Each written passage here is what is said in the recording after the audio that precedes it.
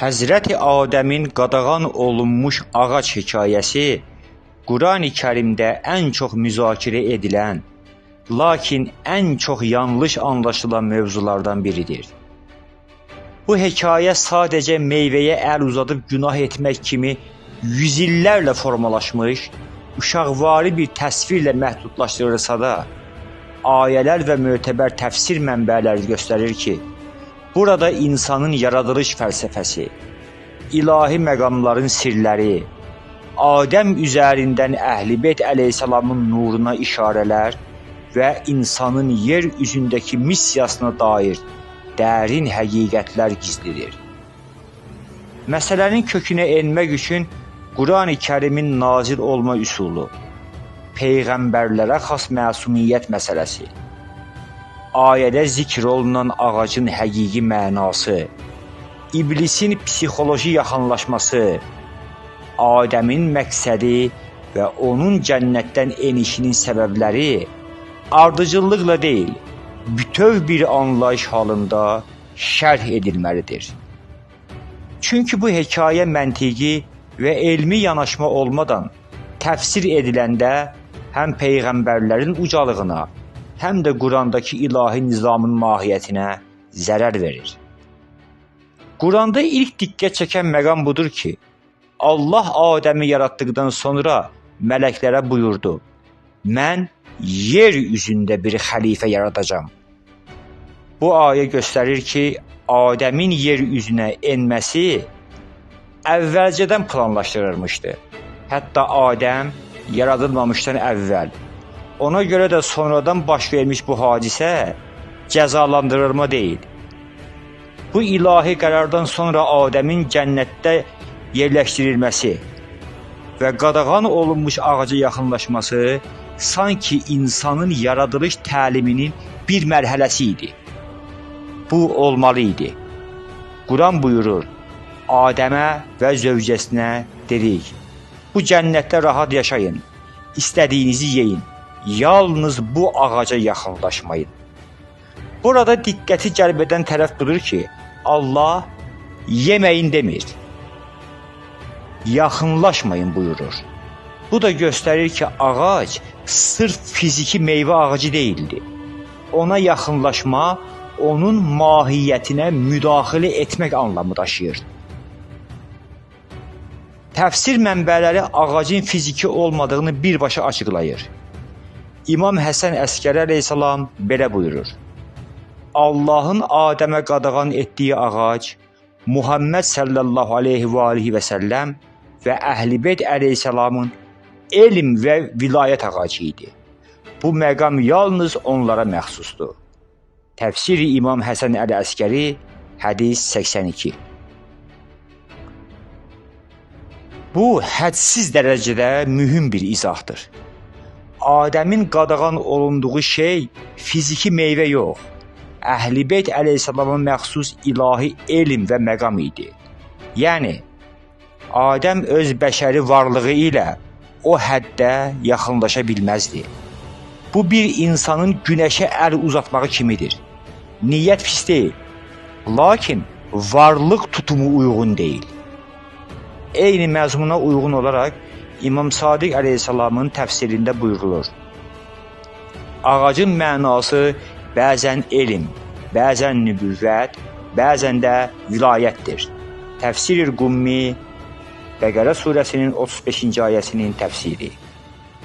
Quranın Taha surəsində İblisin Adəm əleyhissalama dediyi sözlər diqqəti çəkir. Mən sənə əbədilik ağacını və sönməyən səltənəti göstərimmi? Taha surəsi 120-ci ayə. Burada da əbədilik ağacı ifadəsi metaforikdir. Fiziki meyvə ağacı ola bilməz. Çünki fiziki meyvə ağacı əbədi deyil. Çünki iblis Adəmə hər hansı meyvəni göstərməklə əbədi həyat və sönməyən səltənət vəd edə bilməzdi.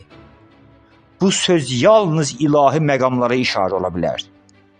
Əhl-i sünnə alimlərindən Siyuti özünün Durrul Mənsur və Şiə mənbələrində Qummi təfsirində bildirir ki, iblisin vəd etdiyi şəcərətul xuld, ölümsüzlük ağacı, yəni ilahi elm və uca məqam idi.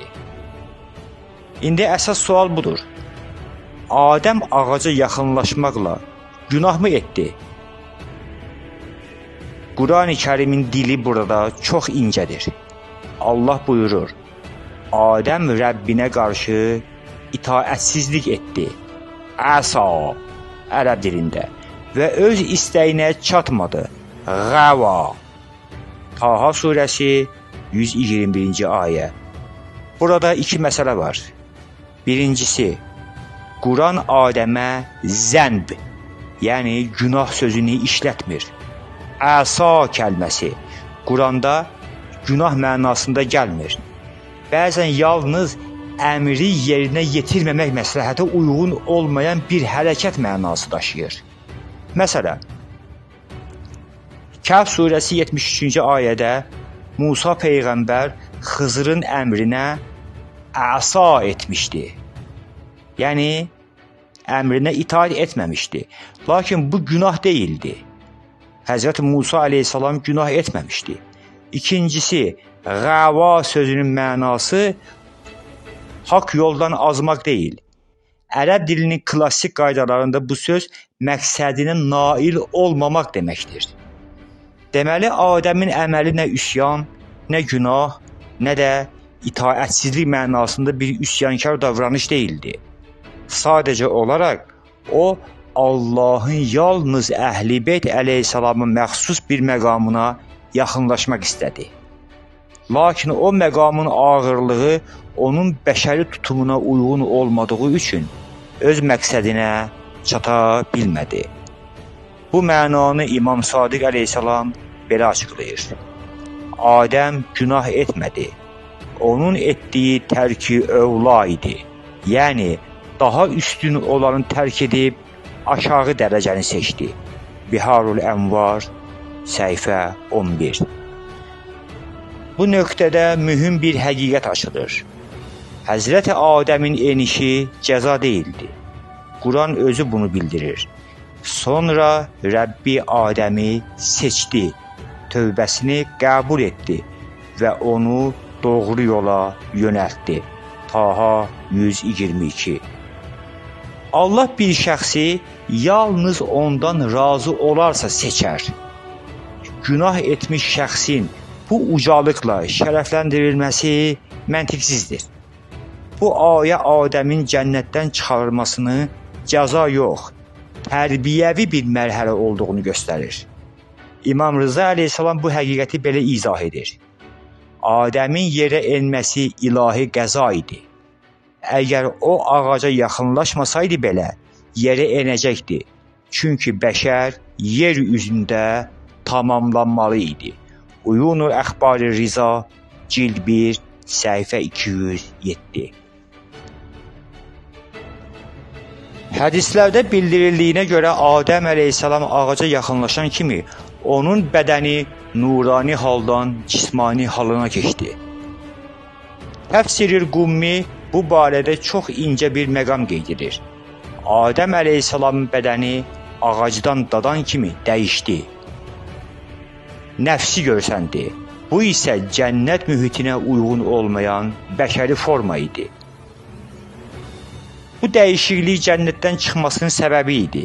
Eyni ana bətnindəki uşaq dünyaya gəlməyi dırnaq arası olaraq cəzalandırılma kimi hiss etmir. Çünki yeni mərhələ başlayır. Adəmin enişi də belə idi. O, yeni bir mərhələyə keçdi. Adəm əleyhissalamın tövbəsi də yanlış anlaşılır. O günahdan qayıtmırdı. Quran buyurur, Adəm Rəbbindən bir neçə kəlmə aldı. Bəqərə surəsi 37-ci ayə. Bu kəlmələr nə idi? Təfsirlər açıq şəkildə bildirir. Bu kəlmələr Muhammed sallallahu aleyhi və alihi və səlləm, Əli aleyhissalam, Fatimə binti Muhammed sallallahu aleyhi və alihi və səlləm, Həsən və Hüseyin əleyhissalamların adları idi. Bu, Şiə mənbələrində, Təfsir-i Qummidə, Əhl-i Sünnə mənbələrində Durrul Mənsurda qeyd olunub. Hətta başqa bir təfsirdə Adəm bu adlara təvəssül edərək Allahın dərgahına qayıtmışdır və Allah buyurmuşdur: Ey Adəm, sən onların vasitəsilə mənə yönəldin. Əgər onlar olmasaydı, səni yaratmazdım. Bu məqam açıq şəkildə göstərir ki, Adəm əleyhissalam Əhl-i Beyt əleyhissalamın nurunun vasitəsilə Allaha yönəlmişdir və onların nurları onun varlığına yerləşdirilmişdir. Adəmin varlığında olan ilahi nur elə Əhl-i Beyt əleyhissalamın nurudur və mələklərin Adəmə səcdə etməsi də bu nurdadır. İmam Sadiq əleyhissalamdan rəvayət olunur. Mələklər Adəmə yox, onun sülbündə olan nura səcdə etdilər. Deməli, Adəmin ağaca yaxınlaşmaq istəyi o nurun təkmilləşməsinə, o məqama yaxınlaşmağa duyduğu dərin arzu idi. Bu niyyət üsyan deyil, əksinə Allahın sevdiyi bir istək idi. Sadəcə olaraq bəşəri tutum hələ o məqama uyğun deyildi.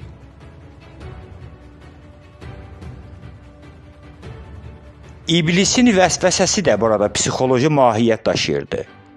Quran bildirir, İblis onlara vəsvəsə verdi ki, ayıb yerləri görünsün. Əraf surəsi, ayə 22. Bu ayə göstərir ki, İblisin məqsədi onları günaha salmaq yox, onların nurani halını dəyişmək idi. Çünki nurani varlıq cismani örtüyə keçəndə ayıb yerlər görünür. Yəni, bəşər forması meydana çıxır. Bu forma cənnət mühitinə uyğun deyildi. Ona görə Adəm yerə indi. Bu tədrici dəyişiklik İslam təlimlərinə görə insanlığın təkmilləşməsi prosesinin başlanğıcı oldu. Qadağan olunmuş ağacın bir başqa mənası da həsəd, tələskənlik, daha ali məqama tez çatmaq arzusu kimi təfsir edilir. Lakin bu da günah deyil, tərk-i ovladır. İmam Sadiq əleyhissalam buyurur, Adəm daha üstün olan səbir yolunu tərk edib, daha aşağı yolu seçdi. Yəni, onun niyyətində zərərli bir şey yox, sadəcə tələskənlik var idi.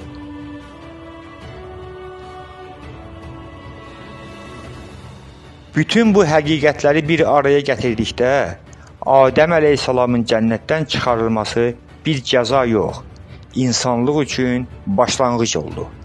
Allah buyurur, yer üzündə sizin üçün müəyyən müddətə yaşayış və faydalı olmaq var. Bəqərə surəsi, ayə 36. Burada Allah yaşayışı cəzalandırma kimi yox, fayda kimi təqdim edir.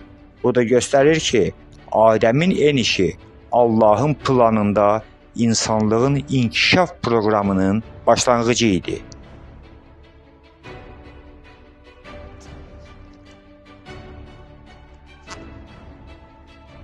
Beləliklə, qadağan olunmuş ağac hekayəsi bir günah hekayəsi deyil, insanın ali məqama gedən yolunun başlanğıcıdır. Bu hekayə insanın ilahi məqamlara arzusunu, əbədi elmə və nuraniyyətə meylini, lakin bu yolda mərhələlərə ehtiyac duyduğunu izah edir.